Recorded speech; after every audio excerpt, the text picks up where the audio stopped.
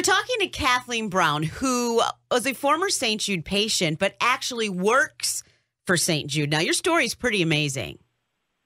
Yeah, I like to think that I have, a pretty, I don't want to say unique story, but absolutely, I would say it's incredible that I'm here to talk to you today because of St. Jude.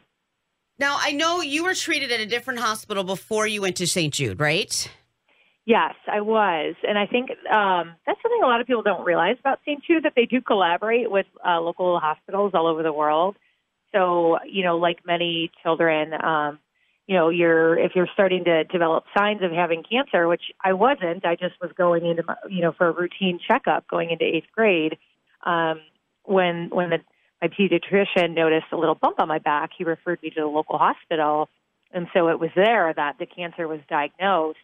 But very quickly, once they had determined what type of cancer it was, which is Ewing sarcoma, it's a form of bone cancer, they very quickly realized they needed to consult with St. Jude because the number one doctor in the world for Ewing sarcoma was at St. Jude, and he wrote the 2 protocols for the cancer. So though I was treated initially locally, it was on the St. Jude protocol. So, Kathleen, I'm glad you brought that up because I think when people think about giving donations to St. Jude, they don't realize that not only, of course, it's going to go towards St. Jude Children's Research Hospital and all their hospitals, but that study, that cancer research, those protocols are being used right here in Rockford, too. No, exactly. And that's, and I think, for better or worse, now as an employee, we wish that we were able to talk about that a little bit more, but St. Jude isn't looking to get the credit. They're not looking for their name to be in lights and to say, oh, look, we're doing all this great work and we're saving kids. They do say that, but people don't realize how much they collaborate, that they provide consultations to hospitals all over the world, that they're working hand in hand, treating patients outside of the walls of St. Jude. Here's my question, since you were treated, and when's the line drawn? Like, okay, now she needs to be treated at St. Jude, because I personally know a little boy who is losing his fight with cancer, and I always why didn't his doctors refer him to St. Jude? Where's that call made? Do you know? In my case, we kind of didn't have an option. I was given my last rites in Chicago. There was really, no other hope. And because I had been on a St. Jude protocol, it was a little bit easier for me because I was already, they weren't recreating the wheel. They weren't having to treat me on any different drugs than I had already been on in Chicago. I do know that, St. Jude, if you go to the website, stjude.org, it's very easy for parents and physicians to find the information to consult with St. Jude. I've never heard that St. Jude has turned away any opportunity to review, a case for a patient. It has to be the parent or the physician that calls. So a lot of times, we'll hear from neighbors or an aunt or someone that says, please, can you talk to them? It's they have to be the one to make the call. And I know, St. Jude would love to be able to treat every single patient all over the world. It's just, we would need to raise a heck of a lot more money. So I don't know exactly how they determine who comes there or who, stays in their local communities, but I know that they do make their best efforts to treat every patient that they can. And then I know, and I always thought it had to come from a doctor, but if a parent truly feels like their child should be at St. Jude, at least their case is considered. Exactly. So the parent or guardian needs, if not the doctor, because, we're not going to speak ill about any other hospital. St. Jude, like I said, collaborates with hospitals all over. Local children's hospitals are vital to all of our communities, including in Rockford. But if the doctor in their local hospital says, oh, no, we can do it, and the parent feels like there might be a better opportunity at St. Jude, they can make the call. Let's talk about what you do for St. Jude now. You work for what's called LSAC, but I'm going to guess that the average person that maybe they're just learning about St. Jude for the first time or they don't understand how the operations work. Can you explain why LSAC and what you do is so vital for the hospital to function?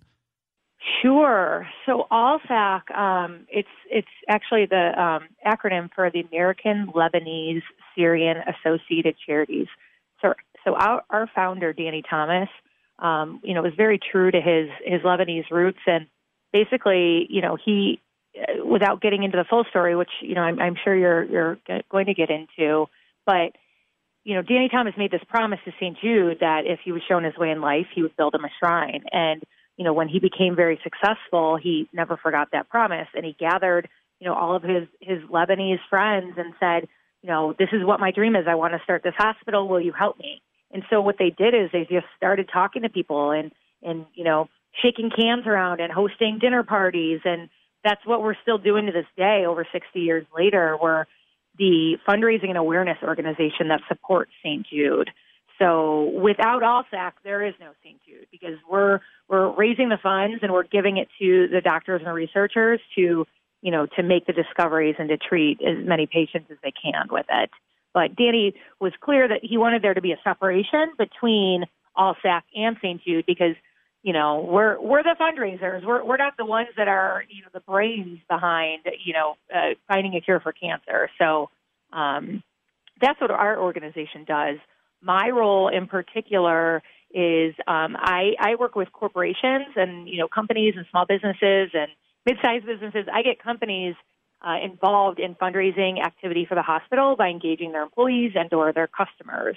And I think all of our fundraising roles, and they're vitally important. Everyone plays a role, but I think it's easy for people to think, oh, it's the big companies that are the ones that are really making a difference.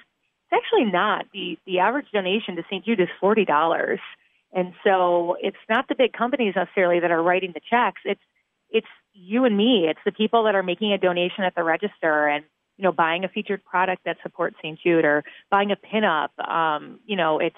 It's a lot of people that come together to support St. Jude. So from your last rites in Chicago, they gave you those, you said, right? And then now here you are, cancer-free. How much time has passed?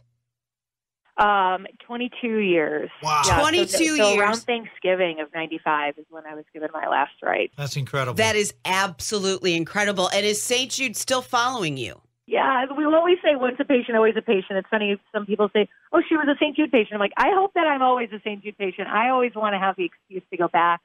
Hopefully I'm still employed there. But if not, I'm part of the St. Jude Life program, and it's essentially they follow long-term survivors. And so, while St. Jude gets really excited to have the no-mo chemo parties and to be able to celebrate the end of treatment for every patient, it's important to ensure that once the patients leave the doors of St. Jude, that they're able to live long and healthy lives, that all of their systems are running properly, that they're able to go to high school, go to college, get married, start a family. Those things sometimes, get forgotten about because you just think, oh, they're cured. But what if, they're having heart problems? What if, like in my case, my lung collapsed? I mean, those are things that need to be studied, because if they can adjust the treatments accordingly, and or what they do in my case is I have a binder that they update for me every year. And so, as as they're discovering new things, I bring paperwork to every new doctor that I see that says you need to look out for X, Y, and Z. You need to prescribe these tests, every year or every other year. And it's amazing. Not every hospital does that, but, I like to think I'm pretty healthy now and I'm able to do a lot of things. But, like they just told me I was there for my life visit mid-November. They said, Kathleen, some of these heart problems that we talk about, we're not saying it to scare you. They sometimes take a long time to develop, but they could be life-threatening. So you really need to stay on top of all these tests that we're telling you need. So it's amazing. I could talk about St. Jude all day, but I know we don't have that kind of time. We'd love to.